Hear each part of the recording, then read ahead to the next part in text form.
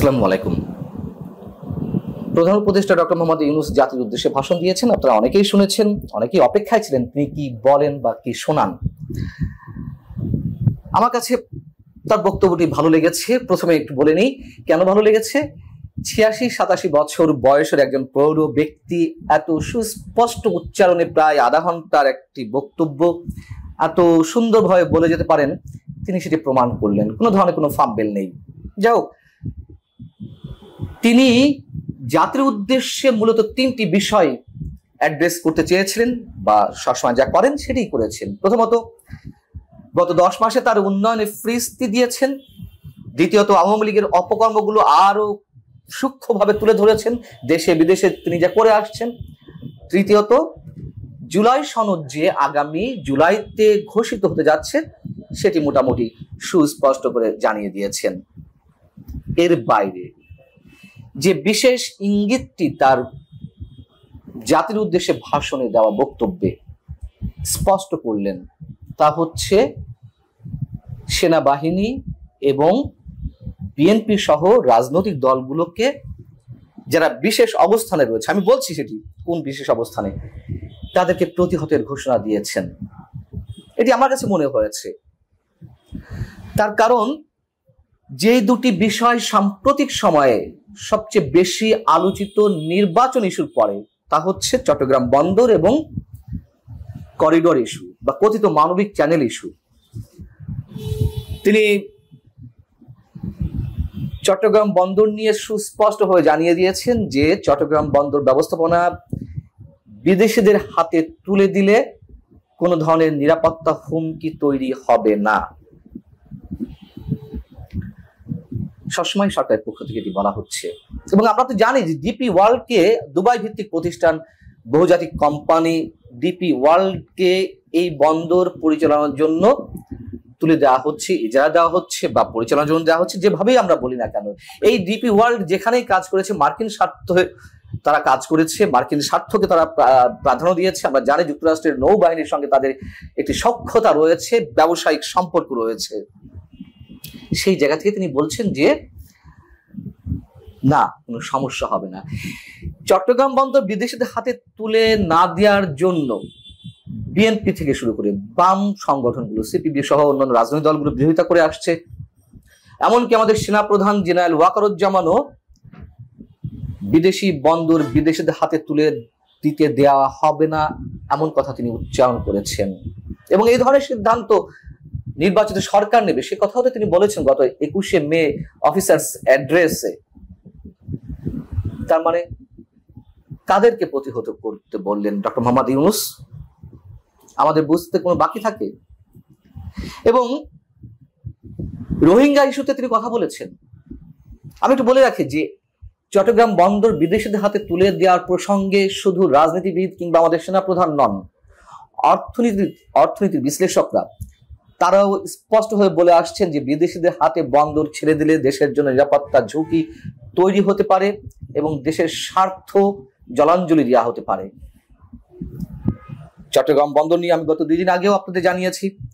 সেখানে এরই মধ্যে ডিপি ওয়ার্ল্ডের ৩৪ জন কর্মকর্তা ঢুকে পড়েছেন বিশেষ ব্যবস্থায়, গেট পাস নিয়ে, এবং কে কোথায় বসবে, কোনটা কার রুম, সেখানকার শ্রমিকরা কোন কোন মেশিন অপারেট করতে পারে, এই সব খবরদারি করা শুরু করে দিয়েছে। তার মানে প্রায় দখলে চলে গিয়েছে।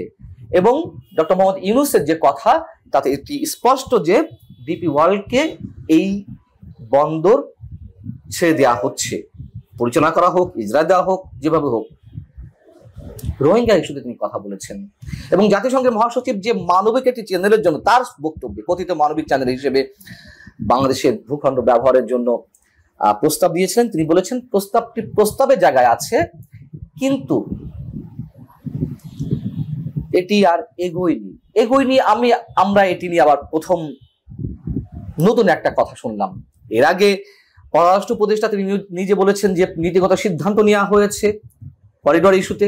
পরবর্তীতে ডক্টর মোহাম্মদ ইউনূসের প্রেস সেক্রেটারি কিংবা জাতীয় নিরাপত্তা উপদেষ্টা ডক্টর খলিলুর রহমান তিনিও নানানভাবে নানান ধরনের কথাবার্তা বলেছেন। জাতির উদ্দেশ্যে ভাষণে আমাদের প্রধান উপদেষ্টা বললেন প্রস্তাব আকারে রয়েছে, তিনি কিন্তু বলেননি যে আমরা এটি করব না বা দেব না। মৌনতা সম্মতির লক্ষণ, তার মানে কাজে হচ্ছে। তিনি কিন্তু স্পষ্ট কোনো বক্তব্য দেননি। তাহলে এই যে করিডোরের বিষয়ে আমাদের সেনা প্রধানও কথা বলেছিলেন, সেনাবাহিনীর অবস্থান তিনি তুলে ধরেছিলেন, নো ব্লাডি করিডোর, এইভাবে তিনি কথা বলেছিলেন। এমনকি বিএনপি সহ বিভিন্ন রাজনৈতিক দল তারা করিডোর ইস্যুতে সুস্পষ্ট অবস্থান জানিয়ে দিয়েছেন। কোন ধরনের রাজনৈতিক আলোচনা ছাড়া রাজনৈতিক দলগুলোর সঙ্গে এই ধরনের কোনো সিদ্ধান্ত যেন না নেওয়া হয়। এবং তারা এই কথাও বলেছে, সেনা প্রধানের সাথে একই বক্তব্য তারা পোষণ করেছেন যে এই কাজ অবশ্যই নির্বাচিত সরকারের, কোনো অনির্বাচিত সরকারের নয়। সেই জায়গা থেকে ডক্টর মোহাম্মদ ইউনূস বলেছেন, এইসব ইস্যুতে যারা বিভ্রান্তি ছড়াচ্ছেন, যারা নানান ধরনের গুজব ছড়াচ্ছেন, তাদেরকে যেন প্রতিহত করা হয়। তাহলে কি সেনাবাহিনী গুজব ছড়িয়েছে, বিভ্রান্তির সৃষ্টি করেছে? বিএনপি সহ বাম রাজনৈতিক দলগুলো যে বক্তব্য দিচ্ছে, তারা দেশের স্বাধীনতা সার্বভৌমত্ব রক্ষার জন্য এই কথিত করিডোর বা কথিত মানবিক চ্যানেল না দেওয়ার জন্য যে আহ্বান জানাচ্ছে, তারা বিভ্রান্তি ছড়াচ্ছে, মানুষের কাছে গুজব ছড়াচ্ছে। এটি খুবই সিগনিফিকেন্ট। প্রধান উপদেষ্টা যেভাবে বক্তব্যটি দিলেন, প্রধান উপদেষ্টা নির্বাচন ইস্যুতে কথা বলেছেন, সে প্রসঙ্গে একটু কথা বলি। তিনি বলেছেন যে আগামী 2026-এর এপ্রিলের প্রথমার্ধের যে কোন দিন নির্বাচন অনুষ্ঠিত হতে পারে এবং এর রোডম্যাপ ঘোষণার জন্য তিনি নির্বাচন কমিশনের উপরে দায়িত্ব ছেড়ে দিয়েছেন। খেয়াল করুন কতটা সুকৌশলী বক্তব্য। রোডম্যাপ ঘোষণার দাবি সরকারের পক্ষ থেকেই দাবি করা হচ্ছে, রাজনৈতিক দলগুলোর পক্ষ থেকে, এবং সরকারের প্রেস উইং, প্রধান উপদেষ্টার প্রেস উইং তারাও বরাবর বলেছেন যে নির্বাচন কবে হবে এটির একমাত্র দিন তারিখ ঘোষণার এখতিয়ার প্রধান উপদেষ্টার, বা রোডম্যাপ তিনি ঘোষণা করবেন। তাহলে এখন কেন নির্বাচন কমিশনের উপর ছেড়ে দেওয়া হলো? হ্যাঁ, নির্বাচন কমিশন তফসিল ঘোষণা করবে, মনোনয়নপত্র দাখিল কবে হবে না হবে ইত্যাদি ইত্যাদি তারা বলবে, কিন্তু রোডম্যাপটি অবশ্যই সরকারের পক্ষ থেকে আসা উচিত। সেটি তারা করলো না, মানে প্রধান উপদেষ্টা করলেন না। তার মানে তিনি নিজের গায়ে আর রাখতে চাচ্ছেন না, যতই নিজের গায়ে না রাখতে চান। এবং এই যে এপ্রিলের প্রথমার্ধের যে কোনো দিন নির্বাচন হবে এটি বলে তিনি কতটুকু সাধারণ মানুষের আস্থা অর্জন করবেন, অথবা রাজনৈতিক দলগুলোর আস্থা কতটুকু অর্জন করবে?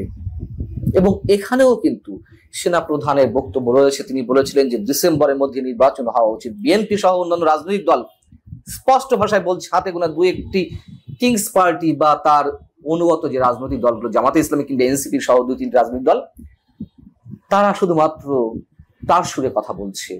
তাহলে এখানেও এক ধরনের চ্যালেঞ্জ ছুড়ে দেওয়া হলো সেনা প্রধান এবং বিএনপি সহ অন্যান্য যে রাজনৈতিক দলগুলো ডিসেম্বরের মধ্যে নির্বাচন চাইছে, তাদেরকে বুড়ো আঙুলি দেখালেন খুব ভদ্রতার সঙ্গে আমাদের প্রধান উপদেষ্টা। এর বাইরে প্রধান উপদেষ্টা আরো অনেক বিষয়ে কথা বলেছেন। তিনি উন্নয়নের ফ্রিস্তি দিয়েছেন। তিনি বলেছেন উন্নয়নের সব সূচক, প্রায় সব সূচক ভালোর পথে, অগ্রগতির পথে। শুধুমাত্র রেমিটেন্স ছাড়া আর কোন সূচক ভালো? সূচক যদি ভালো হয়েই থাকে তাহলে IMF এর তৃতীয় বা চতুর্থ কিস্তির ঋণ পাইতে এত সমস্যা হচ্ছিল কেন ঋণ পাওয়ার ক্ষেত্রে? এবং IMF যে শর্তগুলো দিয়েছে, NBR ভাঙা থেকে শুরু করে আর অন্যান্য ইস্যুতে, সব তো মেনে নিয়েছে একটা পর্যায়ে। অর্থনৈতিক সূচক যদি ভালো হয়েই থাকে তাহলে কেন গত 10 মাসে শতাধিক শিল্প কারখানা বন্ধ হলো? 25 বছরের মধ্যে জিডিপি সর্বনিম্ন অবস্থায় পৌঁছেছে। 10 বছরের মধ্যে বিদেশি বিনিয়োগ সর্বনিম্ন অবস্থায়। যদিও তিনি নানান ধরনের ফ্রিস্তি দিয়েছেন, সেখান থেকে এ আসবে, ওখান থেকে এ আসবে, আমরা তো জানি কি আসছে কি আসছে না। এবং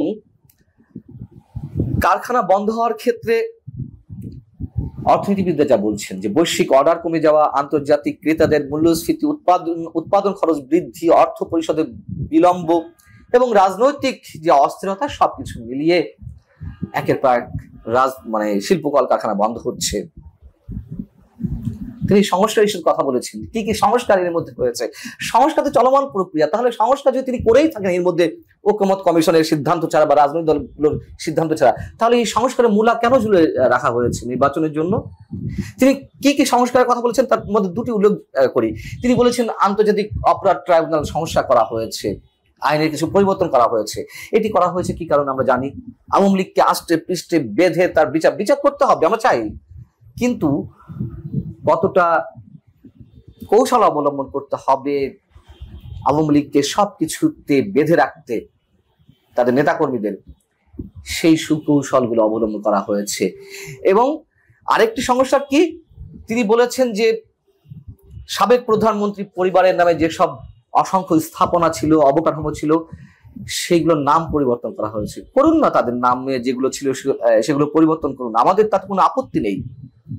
কিন্তু বিজ্ঞানীদের নামে যে স্থাপনাগুলো ছিল সেগুলোর নাম কেন পরিবর্তন করা হলো? কবি সাহিত্যিকদের নামে, মুক্তিযোদ্ধাদের নামে যে স্থাপনা কিংবা অবকাঠামোগুলো ছিল সেগুলো কেন পরিবর্তন করা হলো? এত সহজ আমাদেরকে বোঝানোর। এবং সবশেষে আরেকটি কথা, সেই পুরনো কথা উচ্চারণ করি, শান্তিতে নোবেল বিজয়ী একজন ব্যক্তি কিভাবে কথায় কথায় যুদ্ধাবস্থা কথা উল্লেখ করেন, কথায় কথায় যুদ্ধ, কথায় কথায় যুদ্ধ। এ কারণে আমি বলছিলাম যে তিনি যে এপ্রিলের প্রথমার্ধে নির্বাচনের দিনক্ষণ উল্লেখ করেছেন, এমনকি তিনি যে ডিসেম্বরের মধ্যে নির্বাচনের দিনক্ষণ উচ্চারণ করতেন, আমি অন্তত বলতাম যে তার উপরে নির্বাচন না হওয়া পর্যন্ত তার উপর আস্থা রাখার কোনো কারণ নেই। এখন যে কোনো একটা যুদ্ধাবস্থা, একটা অস্থিতিশীল পরিবেশ সৃষ্টি করার উদ্দেশ্য বিশেষ কোনো কোনো মহলের রয়েছে এবং সেই অস্থিরতা তৈরি করে নির্বাচন না দেওয়ার একটা ফন্দি রয়েছে। এ কথাও এখন ওপেন সিক্রেট। তারপরে না দিয়ে কতক্ষণ থাকবে? আর নির্বাচন যদি দেওয়াও হয়, এই সরকারের অধীনে নির্বাচন কতটুকু সুষ্ঠু হবে সেটি নিশ্চয়ই এখন অনেকের মাঝে অনেক বড় প্রশ্ন তৈরি করেছে। ভালো থাকুন সবাই, আল্লাহ হাফিজ।